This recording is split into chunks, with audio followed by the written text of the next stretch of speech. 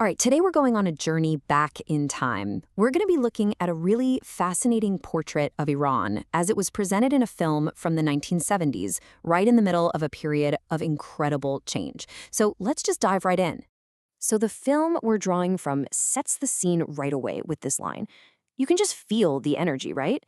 It's painting a picture of a nation that's not just ancient and historic, but one that's in high gear, just bursting with dynamism and looking toward the future. This is the lens we're going to be seeing everything through. So first up, a vision of modernity. The film really hones in on this idea of a country that's rapidly trying to modernize, but also trying to figure out how to hold on to its unique identity at the same time. The picture we get from this source material is one of constant motion. A capital city in the middle of a massive construction boom. It's really presented as a symbol for the entire nation's state-driven push for development. Now, this is where it gets really interesting, this sort of dual identity that the film highlights. On one hand, you have the world's oldest monarchy, with this incredible lineage going back to ancient emperors. But on the other hand, you have Asia's oldest constitution. It's a deliberate portrait of this blend, deep, ancient tradition meeting modern rules of governance. And this modernization wasn't just about buildings and politics. It was deeply social, which brings us to one of the most striking shifts the film focuses on: the new role of women. The film doesn't pull any punches here. It actually calls what was happening a radical revolution. And get this, the symbol it uses to show this incredible change: women playing soccer. It's framed as this really clear visual break from the past, a direct challenge to social norms that had been in place for a long, long time. And at the very top, the film really puts the spotlight on the Shah Banu, Farah, as the ultimate symbol of this new era. She wasn't just a figurehead. She's shown as being actively in charge of huge parts of national life, things like social activities, art, and culture. A very public face for the changing role of women. So what was driving this? Well, a huge piece of the puzzle was a massive investment in education. Just look at this number, 4.1 million. That's how many kids were in primary school, up from just 1.7 million. I mean, that's not just a small change, that's a foundational shift. And this chart really helps you see the scale of it all. By the time this film was made, you're looking at over 6 million students in primary and high school. And here's the key part. Out of 152,000 students in higher education, roughly a third of them were women. And this is maybe the most telling part. It shows us where these women were actually making their mark. According to statistics from Tehran University in 1975, women made up 55% of graduates in education, and nearly half in fields like pharmacology and social sciences, and 44% in medicine. These are serious numbers in key professions. So the big question is, what was paying for all of this? What was the engine behind this incredible progress that the film is showing us? You probably guessed it. It all came down to oil.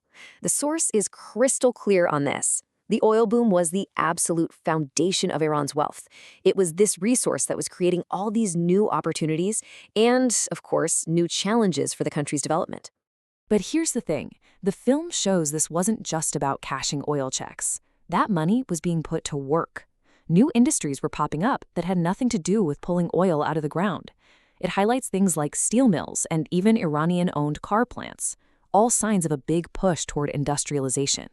And this brings us to a central theme you see again and again, this balancing act between ancient roots and the push to become a modern state. So how did the film show this delicate dance?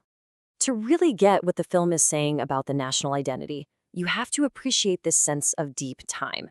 We are talking about a history that goes back thousands of years. The celebration of the 2500th birthday in 1971 wasn't just a party. It was a huge statement about this long, unbroken history. And I think this quote just says it all. The idea is that even with all the new factories and universities, the emotional and cultural core of the nation was still deeply tied to its ancient past, perfectly symbolized by the ruins of Persepolis. But let's be real, the film is also honest about the fact that this journey toward modernity wasn't happening everywhere at once. This number, 60,000, that's the number of villages, most of which were still pretty isolated from all this change, scattered across Iran's vast and rugged landscape.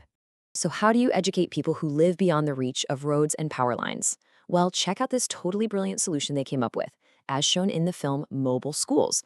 They literally trained teachers from the nomadic tribes themselves who would then travel with their own people, teaching 70,000 kids a year in what they called the schools of the white tents. So innovative. And this all feeds into a really powerful point the film makes about Iranian identity and resilience.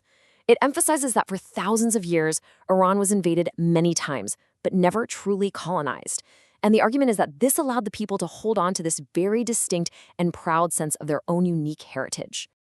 So, this deep connection to history leads us straight into the final big theme from the film, this idea of learning a lesson from the past and using it to build a new military strength. The film is very straightforward here. It shows that the nation was pouring resources into its military, constantly equipping its armed forces with the absolute latest in modern weaponry. This wasn't an accident. It was a huge, expensive national project. And why the big military buildup? Well, the reason given in the film is pulled straight from the history books. The argument is that for centuries, military weakness had been Iran's Achilles heel, the reason it couldn't stop so many foreign invasions. So, if you boil it all down, this is the core logic the film presents. You have this historical problem, a long history of military weakness and vulnerability. The modern solution, as it's framed here, was to build up a powerful military to make sure that history would never, ever repeat itself. So what we're left with is this incredible snapshot from the 1970s, a nation of huge contrasts, of ancient history and explosive growth, all of it fueled by oil and this powerful desire to control its own destiny. The film gives us this narrative of a country trying to reverse its history through rapid-fire modernization. And that leaves us with one last big question to think about. What happens when a nation's story changes that fast?